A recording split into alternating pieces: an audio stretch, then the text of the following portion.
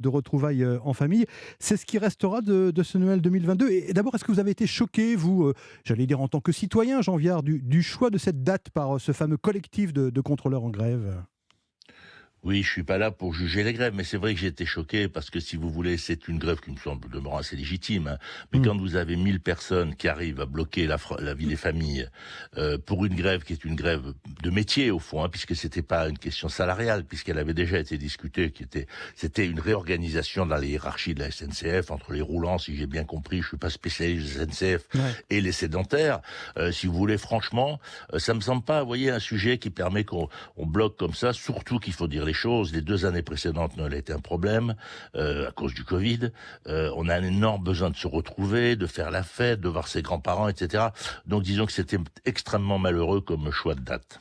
Euh, Est-ce que la société française, Jean Viard, est prête à accepter des mesures de restriction du droit de grève compte tenu justement on va dire, du traumatisme le mot est peut-être un peu exagéré, mais enfin quand même vécu par certaines familles à l'occasion de ces fêtes de Noël?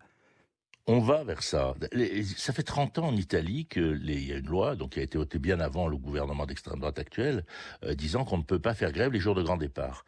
Parce qu'effectivement, c'est le moment où on réunit les familles, les enfants. En plus, il ne faut pas oublier que 30% des couples sont des couples recomposés et que 63% des bébés naissent en mariage. Si ces chiffres, c'est pour dire qu'il y a plein de gens qui circulent entre les grands-parents, les ex, Ouais, etc. ouais. Donc, on met vraiment la main, je dirais, au cœur du lien social avec violence. Et c'est pour ça que l'Italie, a 30 ans, qu'il y a une règle qui interdit à un certain nombre de jours dans l'année, je ne sais pas combien, où la grève n'est pas autorisée. En soi, ça me semble pas. La grève est un droit à défendre absolument. Attendez, c'est pas la question à poser, Ouais. mais le droit des familles est aussi un droit. Le droit à voyager, à s'aérer la tête quand on a travaillé durement, est aussi un droit. Donc, si vous voulez, à un moment, il est assez normal de réguler. Pour moi, c'est un peu comme la chasse. Il est normal de réguler la chasse et les marcheurs et de trouver des façons de partager le temps et l'espace. On a beaucoup critiqué ce collectif de contrôleurs, Jean Viard, mais est-ce qu'on n'a pas oublié aussi un petit peu, d'une certaine façon, la responsabilité de la SNCF et du, comment dirais-je, du manque de relations sociales, de dialogue social dans cette entreprise? Les présidents passent, mais le dialogue social est toujours aussi défaillant.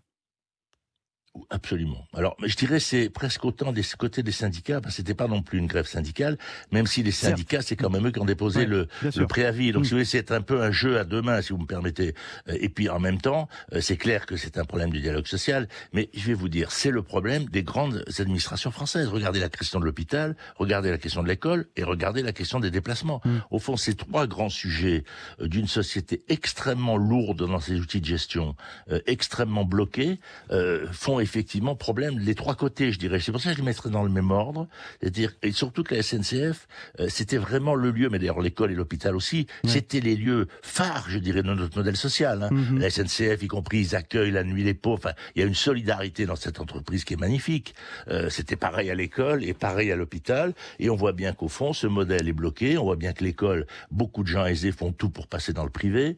Donc là, on est dans un vrai modèle et je pense, si vous voulez, qu'on n'arrive pas à le transformer. Quelque part, c'était un peu le discours du président Macron il y a 6 ans, on voit bien que ça n'a pas marché, je veux dire, de manière globale, même en changeant le statut de la SNCF. Donc on est face à une société très bloquée dans ces grandes administrations publiques. Le risque, c'est que le privé prenne la main sur tous ces sujets. C'est vrai. Plus généralement,